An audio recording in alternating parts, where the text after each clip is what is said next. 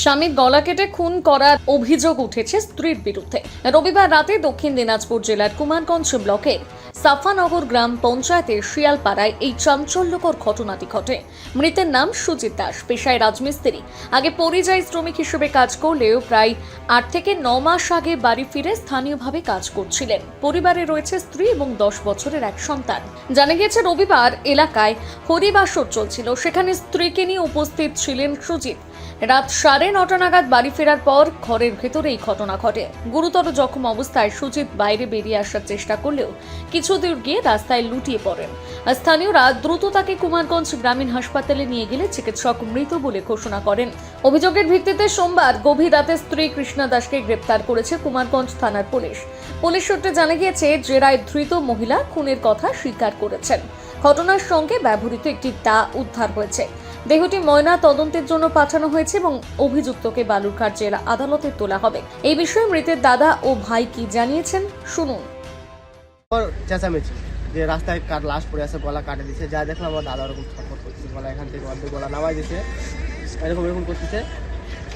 তো ওখান থেকে উঠায় নিয়ে টোটোর মধ্যে কোনো রকম করে নিয়ে আসলাম। আসে বড়াহার এখানে সামনে দম ছাড়ে।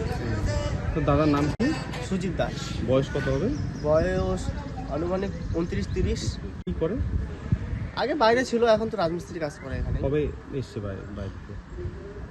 8-9 মাস হবে বাড়িতে এখন বাড়িতে। বৌদি কোথায় আছে এখন? বৌদি তো এখন থানায় অ্যারেস্ট করেছে। মানে কি মনে করছো, কে খুন করলো, কে এরকম করলো? No idea sir. এখন দেখেন, একটা ঘরের মধ্যে যেহেতু ওরা দুজনেই গেছিলো, বাড়ির খবর তো কেউ এখনো জানে না। পাড়া প্রতিবেশী সবাই তো মনে কোনো বাইরে। বাবা একমাত্র ছিল, বাবাও তো কানে কম শোনে, অতটা বুঝতে পারেনি। পরে বাবা দেখতে পাইছে যে ঘরের মধ্যে হয়েছে, মানে ব্লাড পড়ে আছে। ততক্ষণে তো দাদা মনে করো ধাক্কা ধুক্কা দিয়ে বাড়াই গেছে, বাড়াই গিয়ে অর্ধেক রাস্তা যায় পড়ে গেছে। দড়ি নাকি বাঁধা ছিল? হাতে দড়ি বাঁধা ছিল। সামনে না পিছনে? সামনে।